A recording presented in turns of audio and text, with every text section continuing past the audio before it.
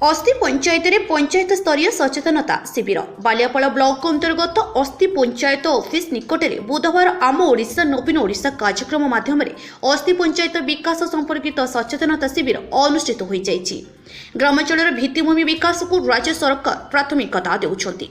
संस्कृति संरक्षण, महिला सशक्तिकरण, भित्तिभूमि विकास रे बैंक सेवा, सुगम परिवहन, ऐतिह्य भित्तिभूमिर विकास भली बहु विविध कार्यक्रम हाथ को निया जाइछि।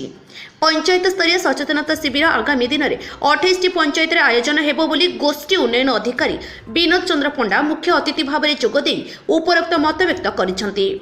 एही कार्यक्रम में जोगाण अधिकारी अंबिका प्रसाद रथों समेत पंचायत कार्यनिर्वाही अधिकारी करुणाकर जेना, अस्थि सरपंच तृप्तिलेखा जेना, समिति सभ्या हरप्रिया पात्र, सरपंच प्रतिनिधि हरेकृष्ण जेना प्रमुख कार्यक्रम को परिचालना करथिले।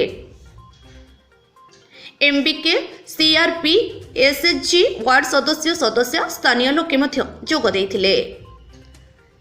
बालियापालरू राजश्री प्राणीग्राही को रिपोर्ट, न्यूज ओडिशा।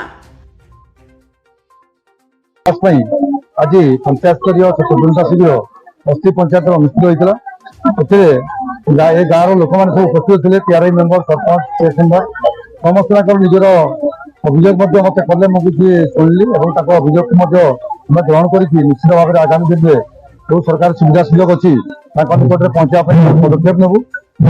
सरकार जो जनकल्याणकारी योजना कहते किसी अवगत करैली, अनुरोध कली आपण मैंने जनकल्याणकारी योजना विषय प्रथम अवगत हूँ। अवगत है सबकि योजना समस्त